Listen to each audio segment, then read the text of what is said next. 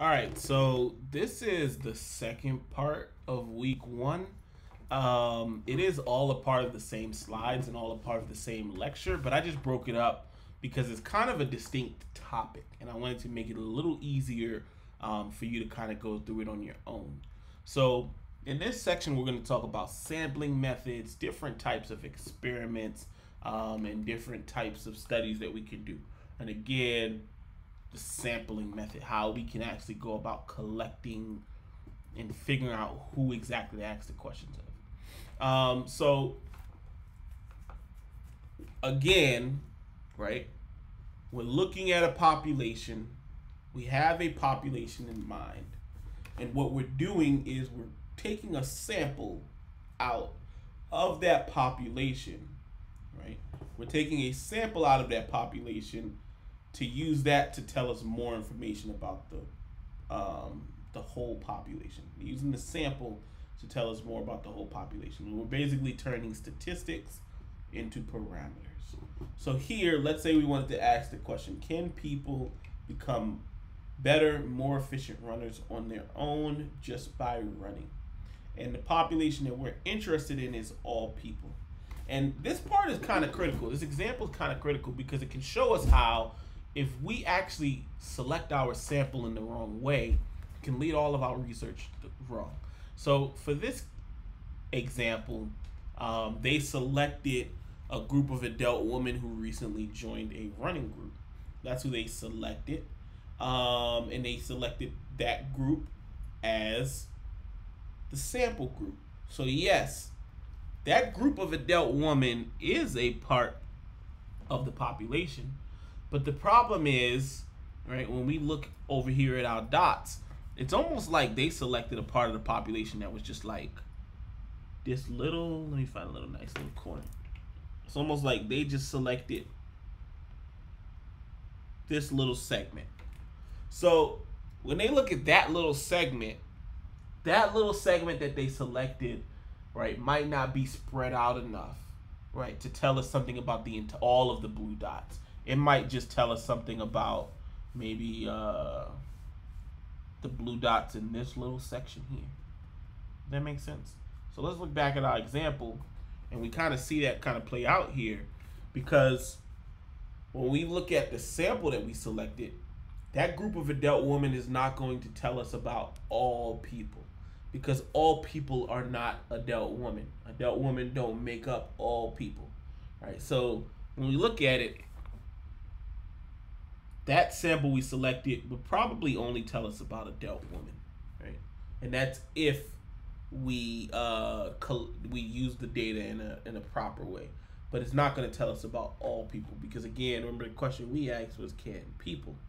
So the sampling method, or who we select as our sample, can drastically change our results.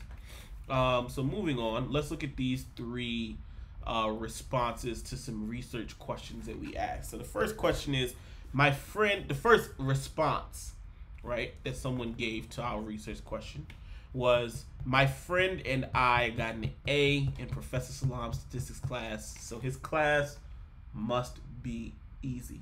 So that is some data. Let's read the second response we got. I met two students who took more than 7 years to graduate from Duke. So it must take longer to graduate from Duke than at many other colleges. And for a more serious one, my friend's dad had a heart attack and died after they gave him a new heart disease drug, so the drug must not work. So the critical thing here is, if we think about it, we kind of have stuff like this all through our lives, where we hear these different stories that people tell us. And they're kind of just stories that they're telling us. They haven't really done any kind of study. They haven't looked at it in depth. They haven't collected any data. They're just kind of telling a story about their own personal experience.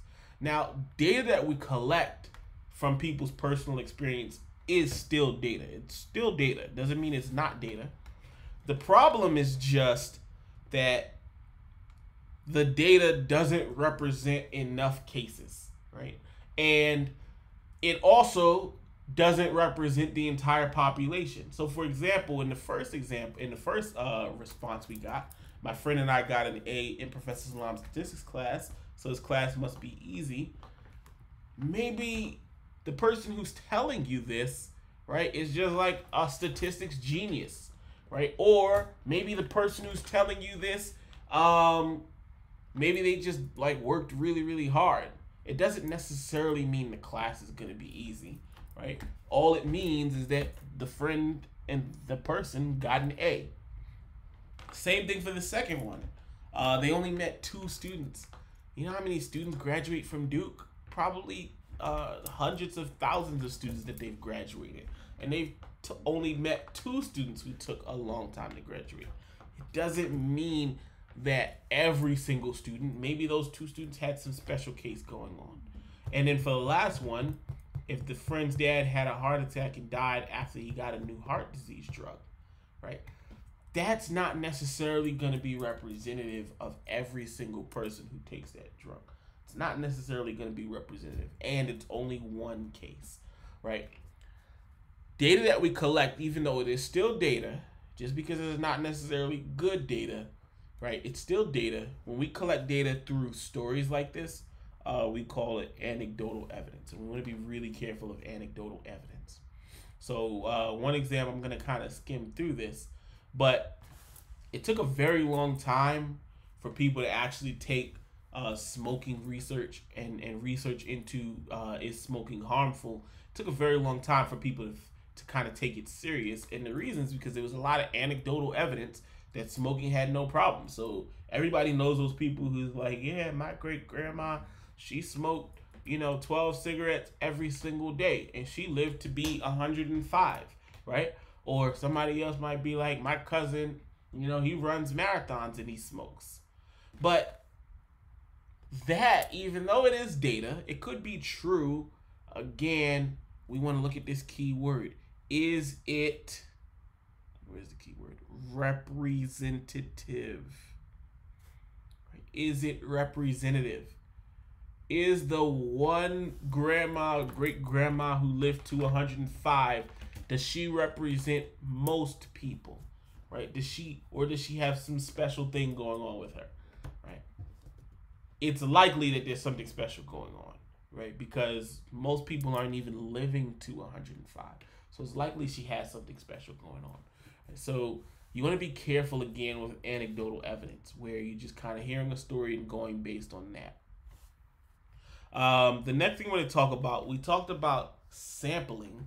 Right? We're talking about sampling. We're still going to talk about the good sampling methods. But we want to talk really quickly about what a census. So you may look at this and say, well, why don't they just ask every person who smokes and see, or study every single person who smokes, and then we can see what happens, right? And that would be a census. That would be the question, logical question. Why not just talk to every single person? Talk to every single one.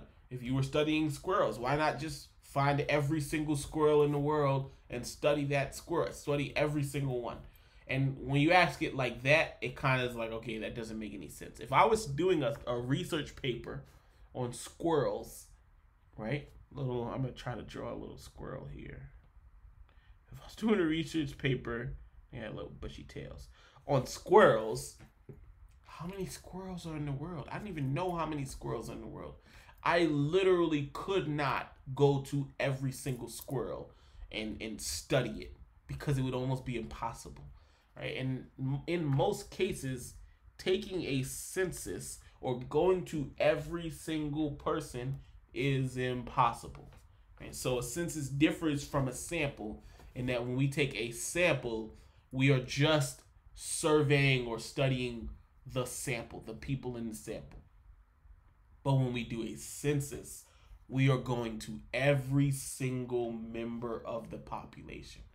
Every single member of the population. Most times it is just plain old difficult.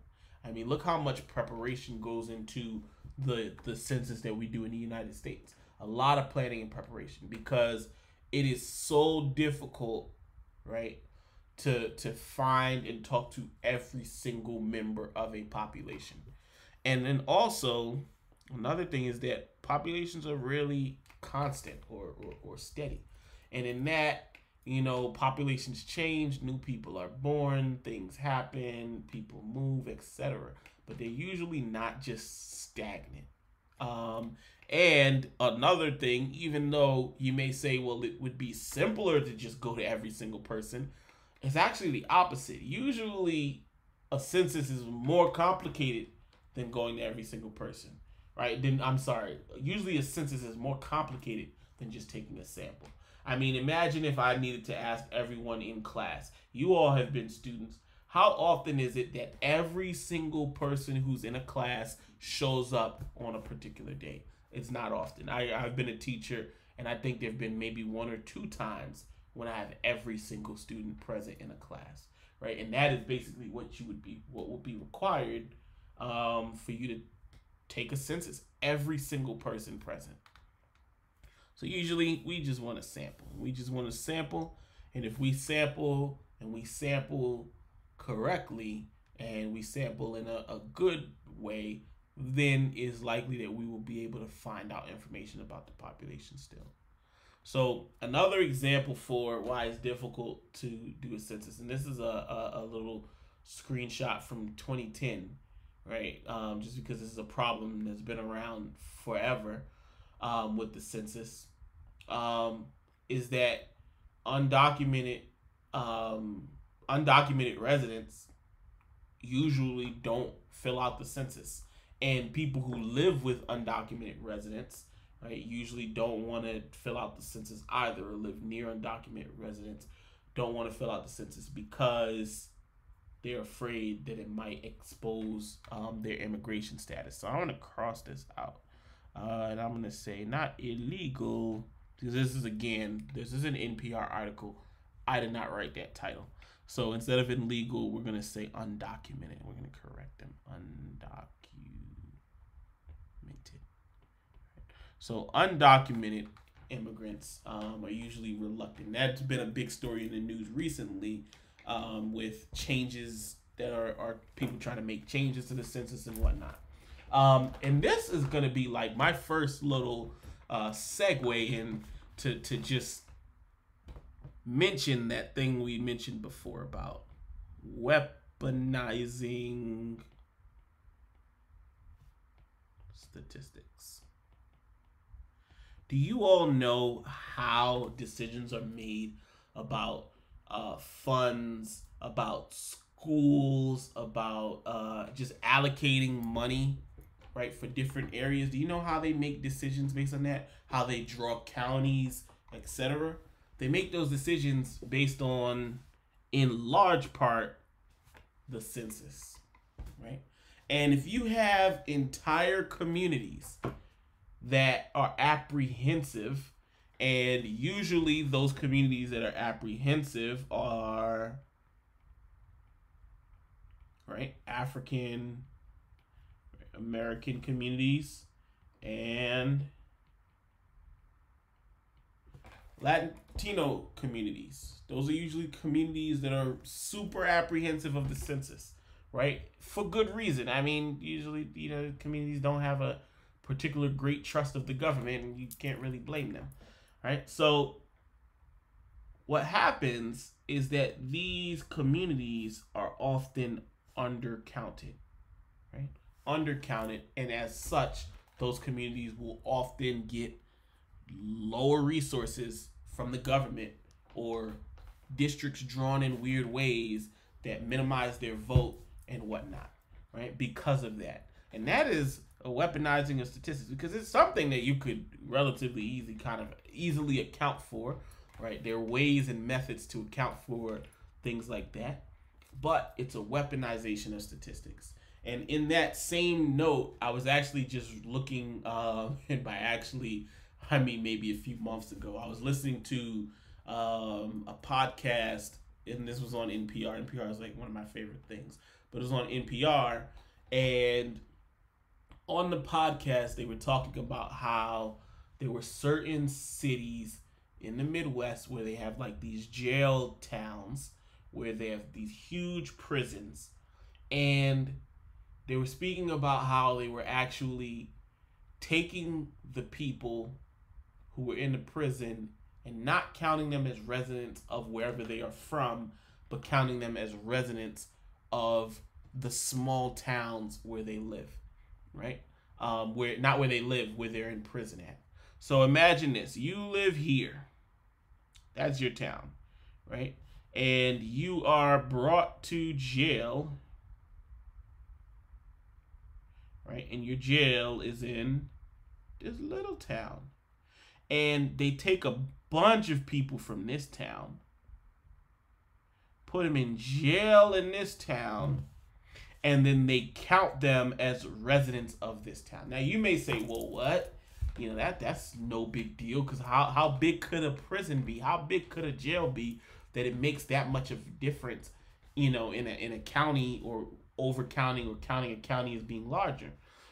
What if this town only had 1,000 people, and then you're adding, you know, a population of 5,000 from the prison, right, to the population of that town, and now the town looks like a 6,000 population, a town with a population of 6,000 instead of a town with a population of 1,000. And the law actually was changed to allow stuff like this to happen, to allow the people who are incarcerated to be counted as residents of the town, right, that they are in. And here's the catch: even though they're counted as residents of that town, whatever small town in whatever place in Minnesota or wherever, even though they're counted as residents of that town, they actually don't have any voting rights in that area. They can't vote in that area, right? So they're just counted as residents, but they don't have any voting rights, right? And it inflates the town, and it gives them more resources, right, than they actually deserve. And I'm sure you all can guess what colors are the people who are in the town versus, you know, what color the people in the prison predominantly are, and who this predominantly benefits. And it's actually a known thing. I mean, a lot of people know about this, and, you know, some people are trying to do stuff about it, but it is one of the ways that you constantly get this situation where certain communities are undercounted and receive less resources while other communities are overcounted. And this is one of the ways that it is justified, using the census by weaponizing statistics. So that was my little 5-minute spiel. We'll do this every so often where I just pop in, give a little example. If I find an article, I'll send it out to class, but give a little example of how statistics can be weaponized. All right, moving on. So we see that a census is not particularly practical. A census does not include everybody, right? It's not likely to include everybody, and a lot of people usually just don't want to do it. It's just really, really hard to conduct a census.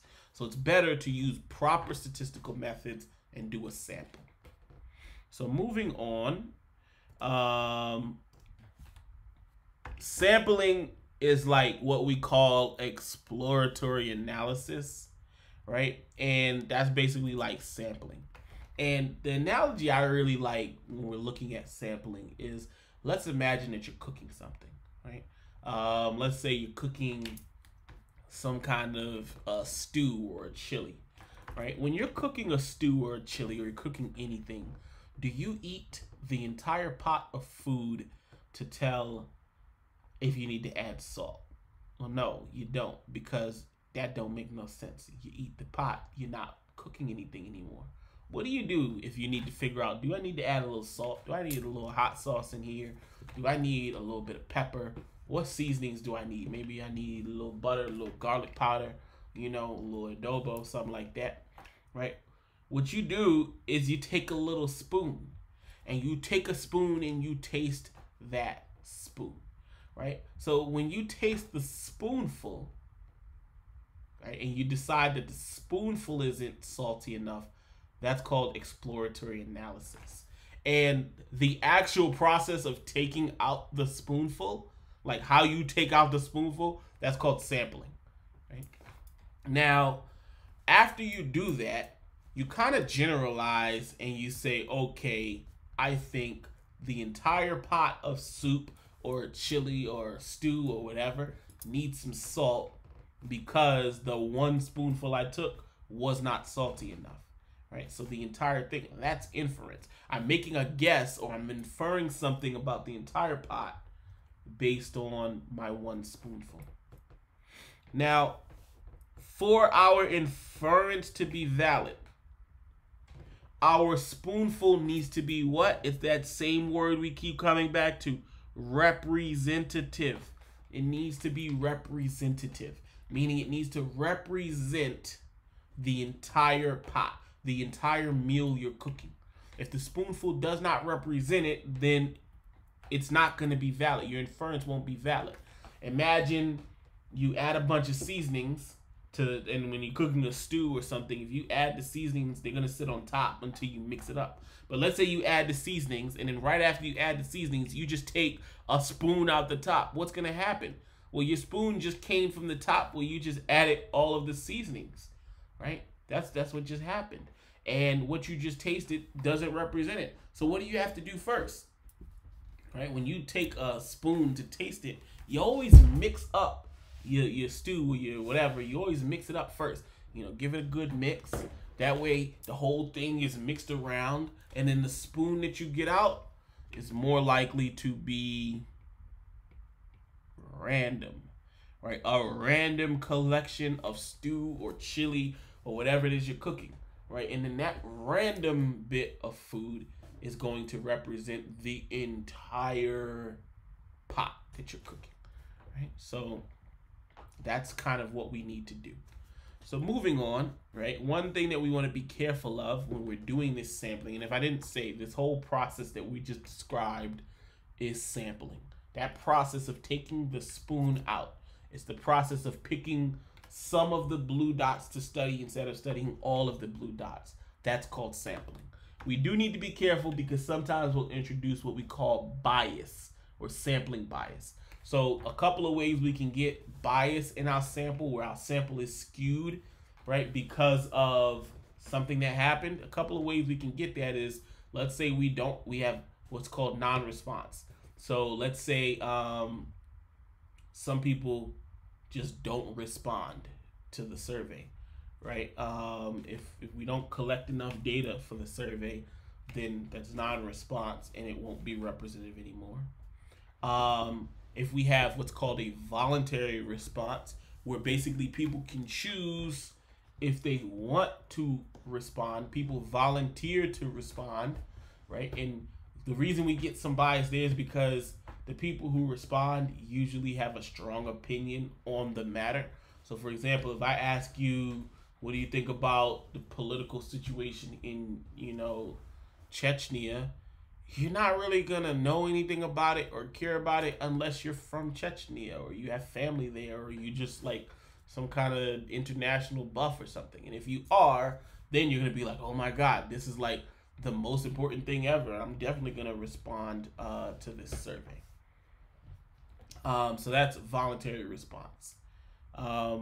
This is an example. Do you get paid sick days at your job? Yes, no, what job? Who's likely to respond to that? People who don't get paid, right? Or people who do get paid. So you can see here, right?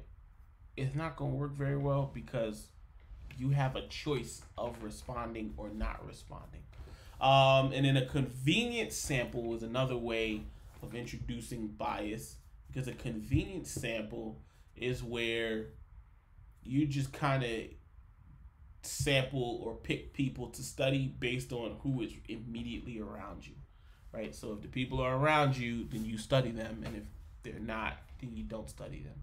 Now, the thing is, sometimes you do need to do a convenient sample, like there's no other way to do it.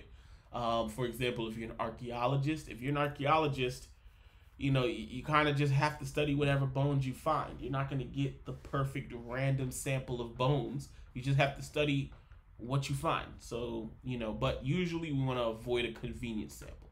So if I ask you to go out and interview such and such many people, don't just turn to your classmates and say, let me just ask my classmates some questions. That would be a convenience sample. All right, so we're going to skip past this example as well. We're going to skip past this example. This example here is kind of interesting. It's kind of a historical example where we see some bias leading to some misleading results. So In 36, the guy Landon was going against FDR, and there was a magazine, the Literary Digest, and basically the Literary Digest did a poll of 10 million Americans, right? And they got responses from 2.4 million of them. So it seems like a lot of people. 2.4 million people, that's a whole lot of people. And the poll showed that Landon was going to win overwhelmingly and that FDR would only get 43% of the vote. And in the end, FDR won by a landslide and got 62% of the vote, while Landon only got 38% or less than 38% of the vote, right? And the magazine was completely discredited because the poll said that, and they actually had to close down the magazine because no one trusted what they said anymore. So the question is, what happened, right? What happened in 1936 that caused this magazine to get the results and get what they figured out? What caused them to get it so wrong? So basically what happened is that the magazine surveyed its own readers. It surveyed people who were registered car owners and people who were registered telephone users. And you can imagine in 1936, there were not a lot of cars and there were not a lot of phones. And a lot of people did not probably have magazine subscriptions. So what the people they surveyed, right, were basically people who had a lot of like large incomes, high incomes.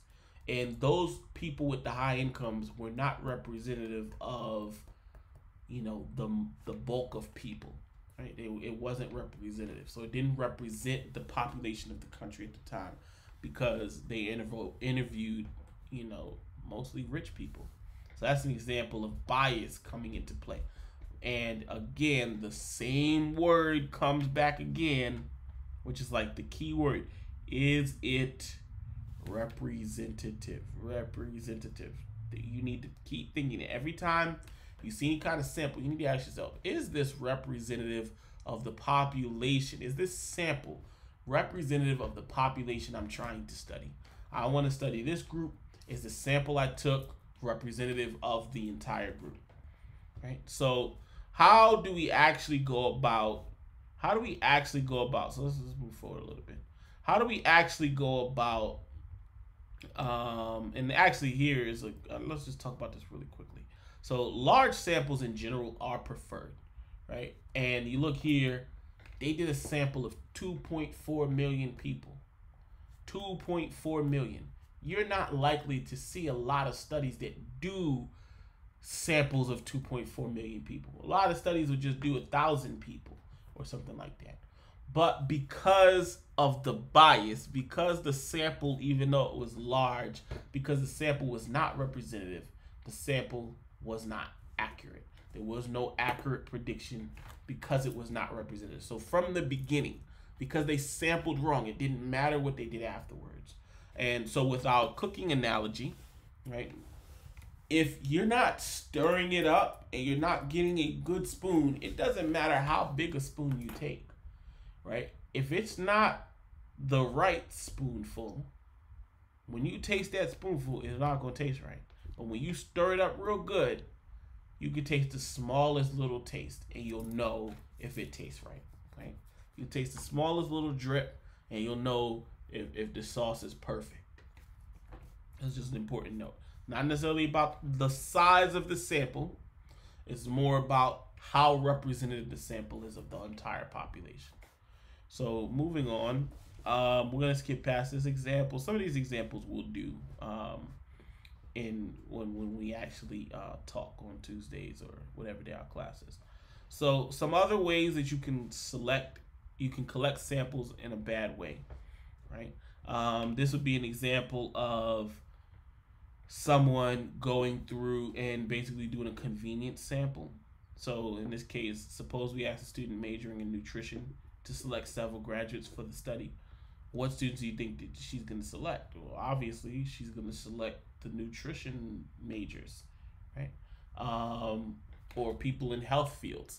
So this would be another example of bias, because in almost all the examples of bias come back to the sample not being representative, right? So there's another way of bias.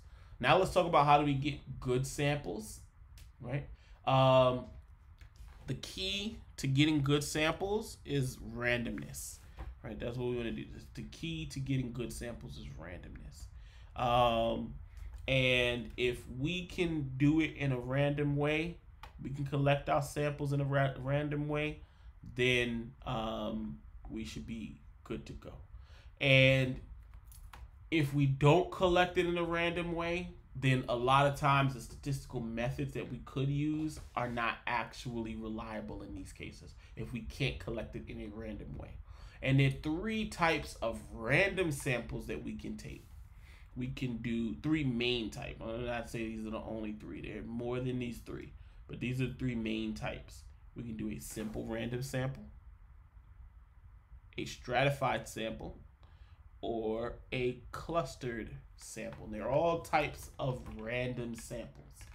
So moving on, a simple random sample is kind of like the one we talked about before. We have a whole population and we just randomly select a number of the blue dots. And that's all we have to do. We just select the number of the blue dots and that's our sample.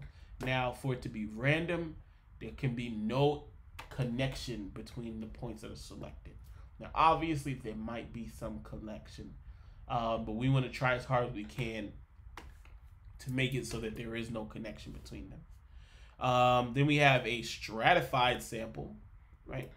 For a stratified sample, it's still random, but before we select our sample, we break our population into what we call different strata, right?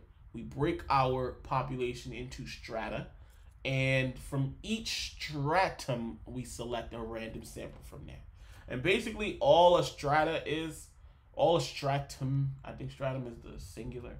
All a stratum is basically like a group. So I'm gonna say group 1. This would be like group 3, and this would be like group 2, so on and so forth. Now, each group is not a random group.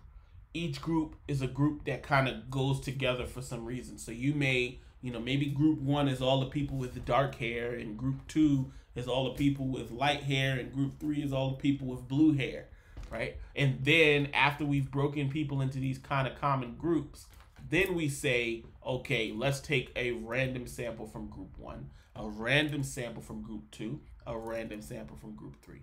Now, important note, a simple random sample from each group. The word simple goes with the word random. They go together. Don't separate them, right? So when we talked about simple random samples, don't separate them. We're doing a simple random sample. It tells us a particular type of sample. Then we have cluster sampling. I kind of got mixed up there. And a cluster sample is basically where we are breaking it into groups, but each cluster is not similar. So like when we did the stratified sample, each group has some unifying thing, right? And again, we said dark hair. This was, I think we said this was dark hair,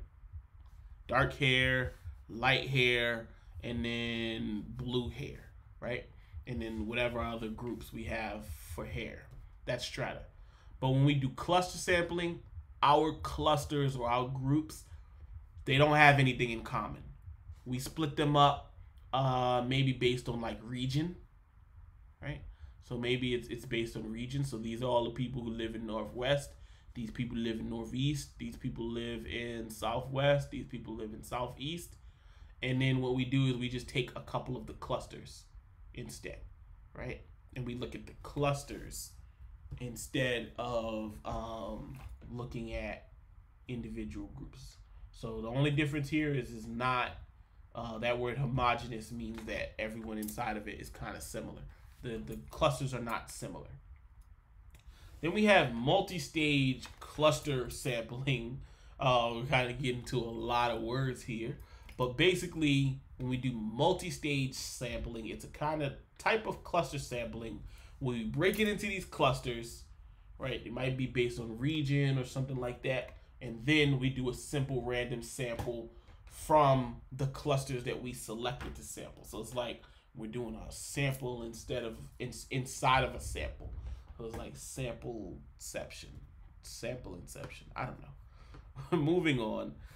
Let's look at this example. So it says a city council has requested a household survey be conducted in a suburban area of their city. The area is broken down into many distinct and unique neighborhoods, some including large homes, some with only apartments. Which approach would likely be the least effective? So let's look at them. We have simple random sampling, cluster sampling, stratified sampling, and block sampling. So pause the video, think about it, come up with a reasoning, right? And then play the video, see if your reasoning kind of made sense. So we'll come back in 3, 2, 1. Answers: cluster sampling would be the least effective. Why would cluster sampling be the least effective? Well, if we look at it and we see, and this is actually like DC, so we'll use DC as an example, right? DC is a bunch of distinct and unique neighborhoods, right? You go in one area, DC, and you go in another area, DC, you will swear that you're not in the same city. Like if you go all the way up Georgetown, right, and look at those houses down 16th Street, you know, even on 16th Street itself, if you go down 16th Street towards like Silver Spring, the houses down there are totally different than if you go towards Columbia Heights, right? And then if you keep going down, you're getting into like city center, and it's like real city, right? So if we do cluster sampling, when we look at a cluster and everyone in that cluster will be really similar, in that cluster, you might have one cluster that's like super rich people. You have another cluster that's like kind of impoverished people. Another cluster that's like maybe middle class. And you wouldn't want to break them into these little groups like that, because then it's like we didn't mix it up a lot. We didn't mix the bowl of soup up enough to get accurate data. So cluster sampling will probably be the least effective. And when we say what will be the most effective would probably be stratified sampling. Because if we could split people into the categories, maybe in DC or something, it might make sense to do maybe economic categories or racial categories, economic strata or racial strata, just because of how mixed up things are, right? Once you do those, then you can get specific data about each particular strata or each particular group, and that would be really useful. All right, so moving on. So that is our main sampling methods. Those main sampling methods that we talked about. Now we're going to talk about different types of studies that we can do, or different ways we can study what it is that we're sampling. Right? So how can we actually study something after we've sampled it? So the first thing we'll talk about is the observational study.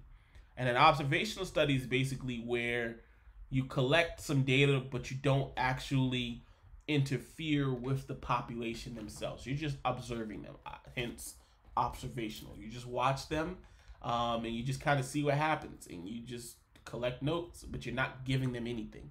So observational studies, usually we can use them to look at explanatory and response variables.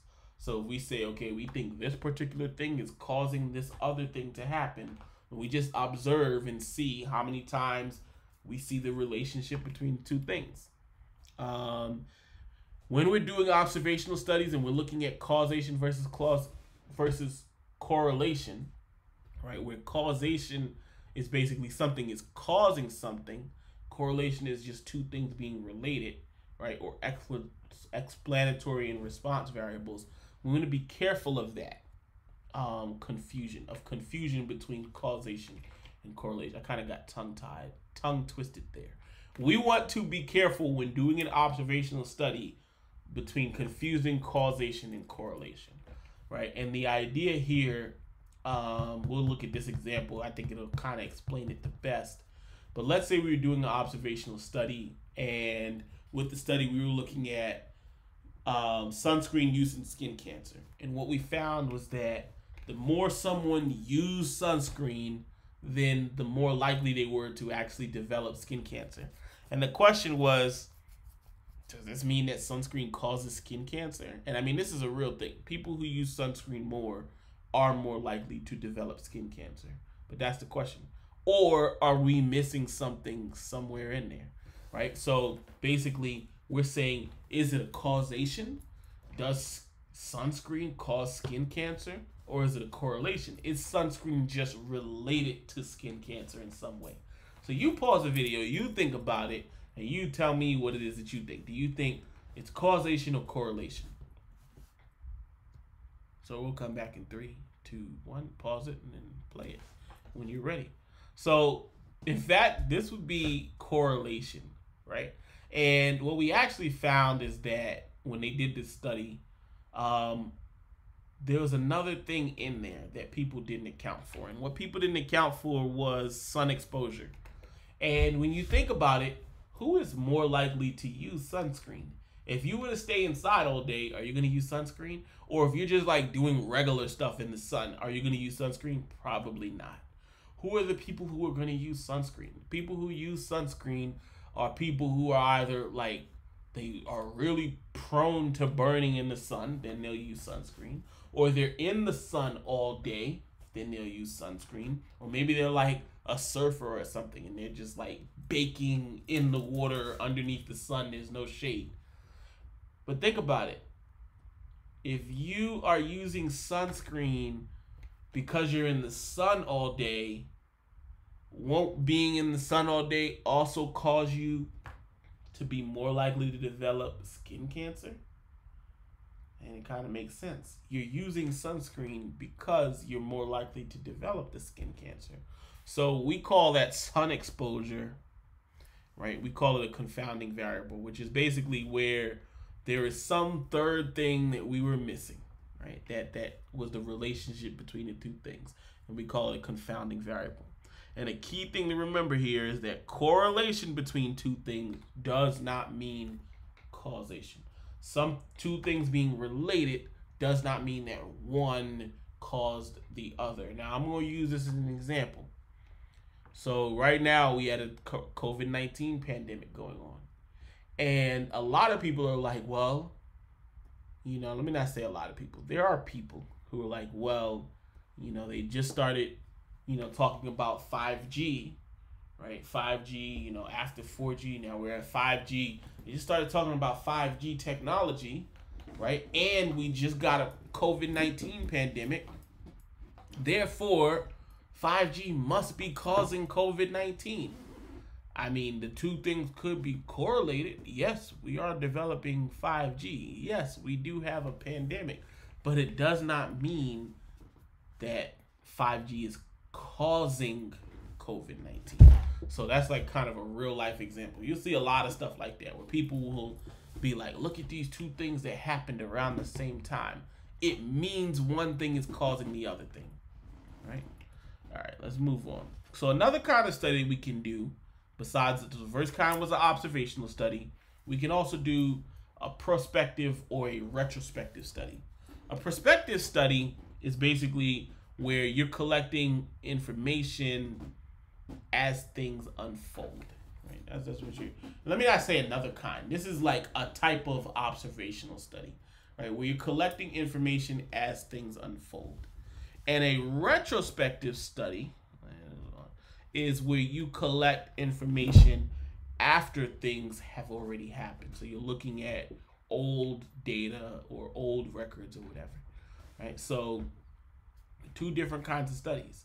So let me ask you all a question. Would you, if you were to study something like do seatbelts save lives, would you do a prospective study or a retrospective study, right? Probably better to do retrospective study. You know, you wouldn't want to just be observing people not wearing seatbelts. But I mean, you could kind of do a prospective study. You just kind of look at data as we collect more data, you know. But in general, you might want to be looking back in time. That actually might be an example that comes up later on. So those are three different kinds of studies, and prospective and retrospective studies kind of fit underneath observational studies. Now we're going to talk about experiments, which is another way we can collect data from our sample or from our population. So an experiment is not the same as an observational study, because with an observational study, we are just observing. With an experiment, we are actually trying to change something with the population. So we're maybe giving them some kind of pill, right? Or we're giving them some kind of treatment. We're shifting something around, right? But we're actually trying to change something with the population. That's actually what we're trying to do. We want to change something with the population. So for an experiment, there are like 4 main principles that kind of, control how we're doing our experiment. The first one is control. So we'll talk about each of these in a little more detail. The second one is randomize, right? Third one is we want to be able to replicate the experiment. And then the last one is blocking, or to be able to make blocks. So let's talk about each one of these. Control, we're basically looking at having a control group, right? Because if we just start changing stuff willy-nilly with the population, we won't know what would happen if we didn't actually change something, right? So we need like a baseline, and that baseline is our control group, right? So for the control group, right, we're basically not giving them any of the new treatment. Instead, for the control group, they just don't get anything. All they do is they just do maybe the same kind of things, the same kind of activities as the rest of the people, and they just don't get the treatment. So let's say we had 2 groups and we were experimenting with them. Our control group wouldn't get the pill while the other group gets the pill. But let's say you have to drink water to take the pill. Then we would have our control group drink water but no pill. Let's say you had to run 5 miles as well as part of the treatment. Then the control group, might run, but they won't get the pill, right? So all of that stuff is basically how we can make sure that we're kind of isolating the effect of the pill to see, is the pill making the difference? And we can do that with any kind of experiment. See, is the thing making the difference? Now, sometimes what you'll see happening is because there's some psychology affected, like some way your brain is affected by actually taking a pill. So what you'll do a lot of times is you'll give a placebo to your control group, and that placebo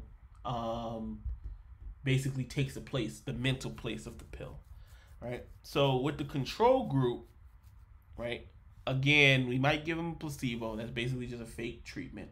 An example, the only real life example I can think of where people take a placebo would be birth control pills. So for birth control pills, every single one of the pills is not necessary to be effective.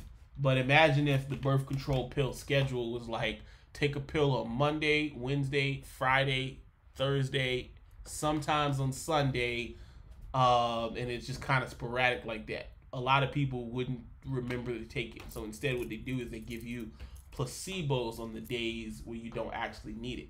Now, they don't tell you that they're a placebo, because if they told you, you'd be like, oh, I don't have to take it because today's Thursday and today's my placebo day, so I don't actually have to take it.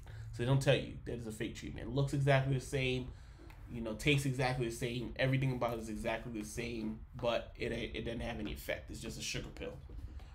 And the placebo effect is basically where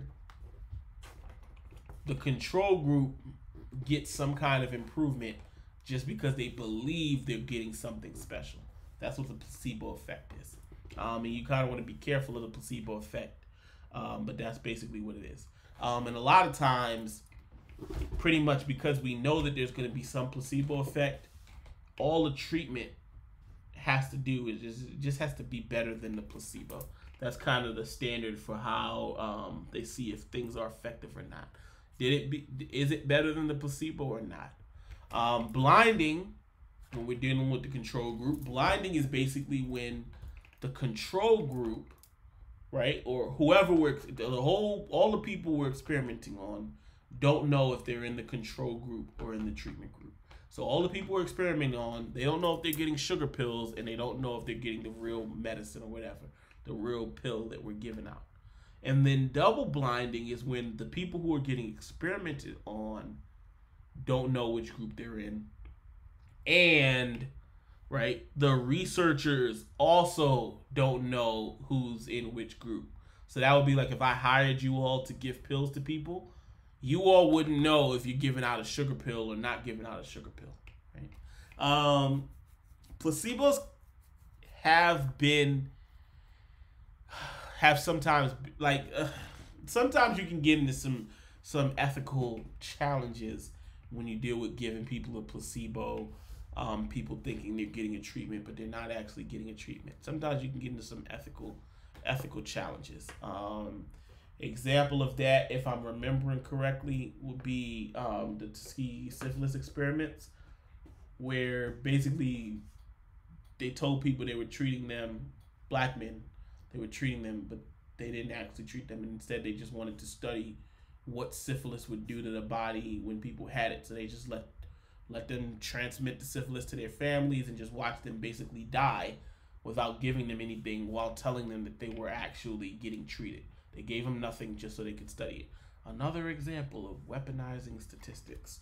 So just be on the lookout for stuff like that. The other experimental kind of core idea is randomization.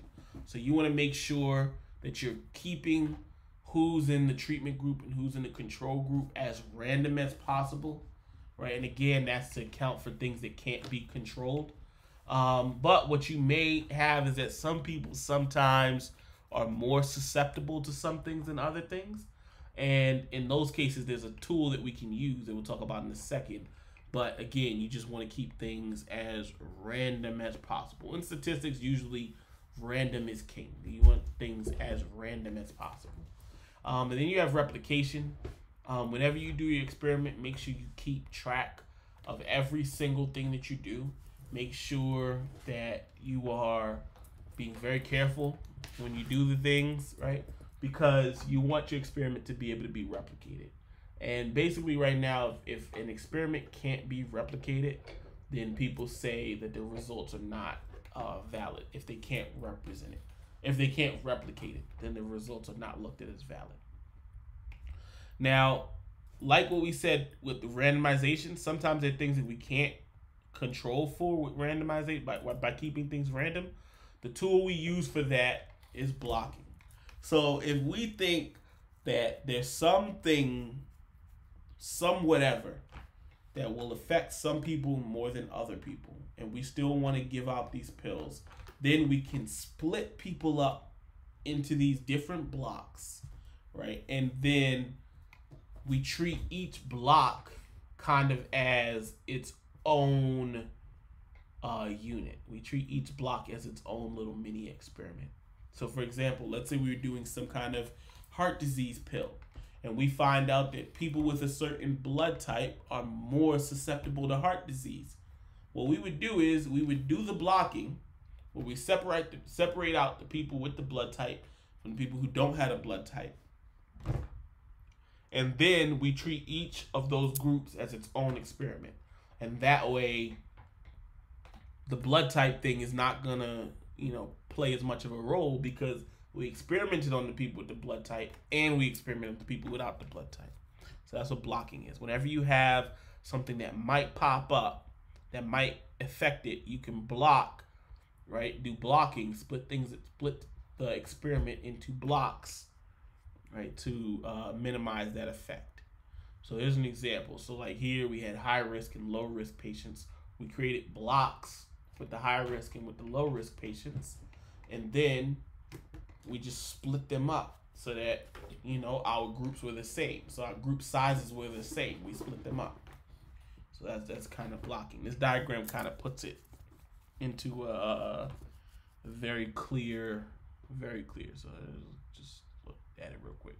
They're all our patients, high risk, low risk patients. We split them up, and then we split those up into their own control and treatment groups. And that's blocking.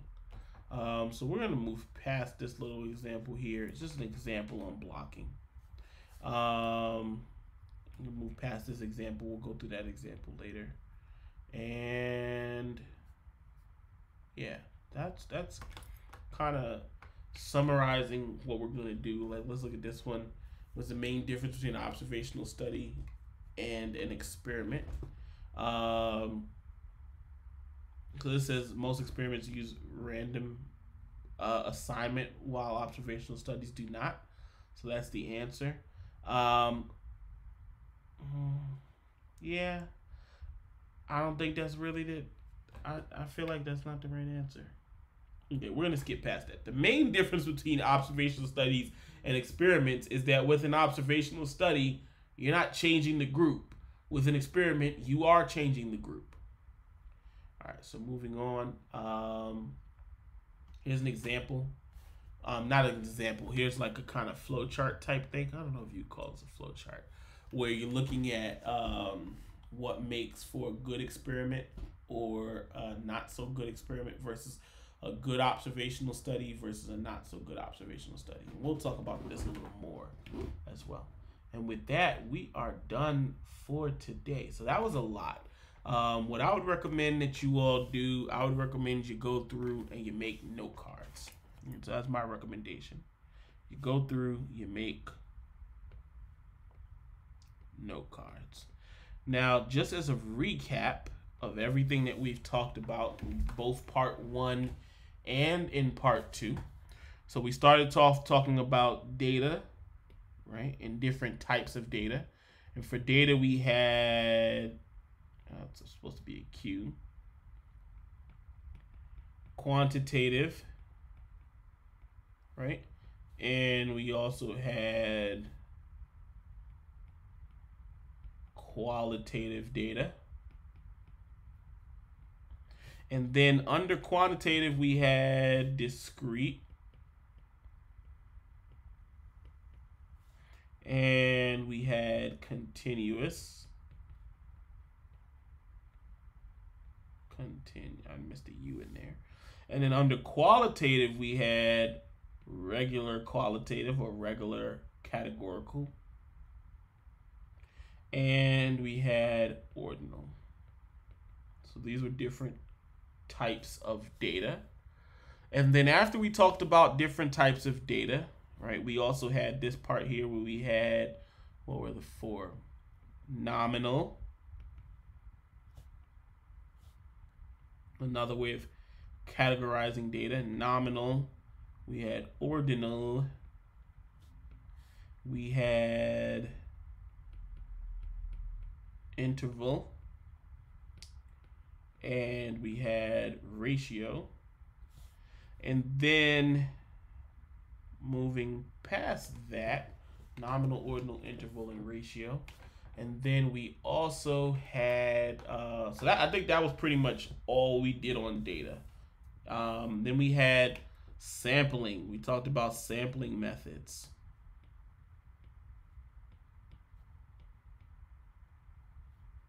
Right? How do we sample? In addition to sampling methods, we did talk about a sample. I'll put this on the side. Sample versus a census. So we talked about that. And in sampling, we had 3 different main sampling methods. We had the simple,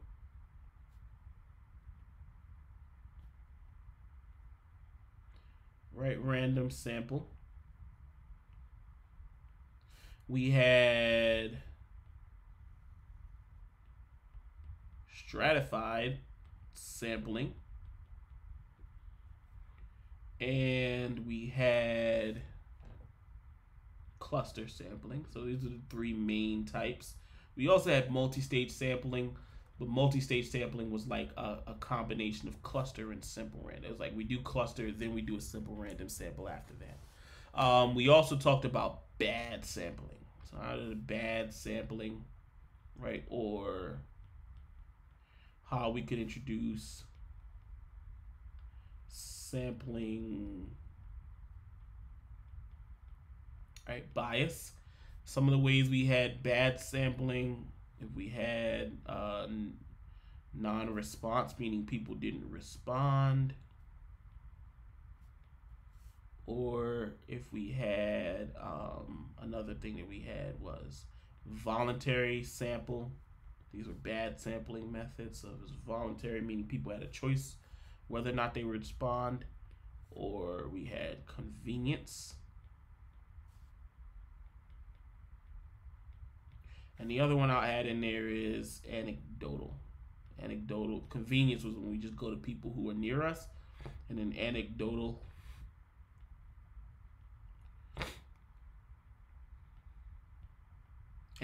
is basically where we're just looking at some stories that a couple of people have told us. So different bad sampling methods.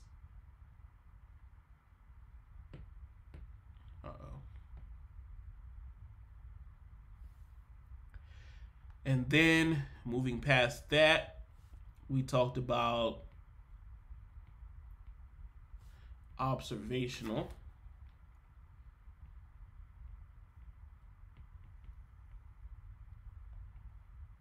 Right, studies. And under that umbrella, we had prospective.